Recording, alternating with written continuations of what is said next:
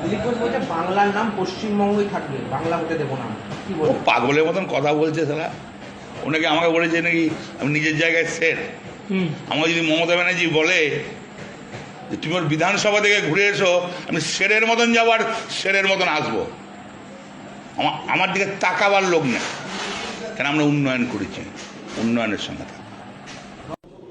আরো তাড়াতাড়ি করো, হাত চালাও, হ্যাঁ তাড়াতাড়ি করে নাও, ব্যাপক লিড চাই।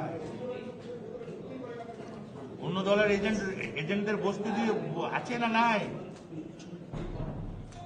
আচ্ছা আচ্ছা যাক যাক যাক যাক, করে না বাবা, করে না, রোদ তো তাড়াতাড়ি হাত চালাও। জল্লাদ এখানে আমরা বুঝে নিন কে বলে। কে? আপনি না বললে কি করে বুঝবেন? জল্লাদ একটা আছে, আজকে বুঝে নিন আমরা। নতুন এই দল থেকে ও দলে গিয়ে নতুন জল্লাদ ঢুকেছে। মানে মুকুল রায়।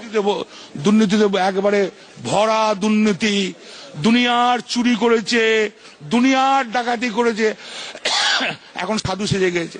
আর মুকুল রায় আপনার বিরুদ্ধে অনেকগুলো অ্যালিগেশন। আর চোর তো বলতেই হবে। ও কত বড় চোর, ওর যে যার দল মিছিল করতে পারে, মিছিল করার অধিকার সবারই আছে। মিছিল করার পর গুলি করতে হবে, সেটা মানুষ মেনে নেবে। ধরা পড়েছে, পুলিশ ব্যবস্থা নিয়েছে।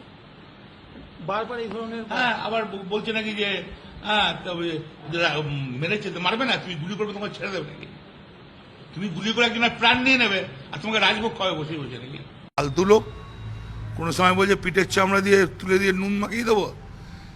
কজনার চামড়া তুলেছে আমি জানি না, আর কজনার তুলবে আমি জানি না।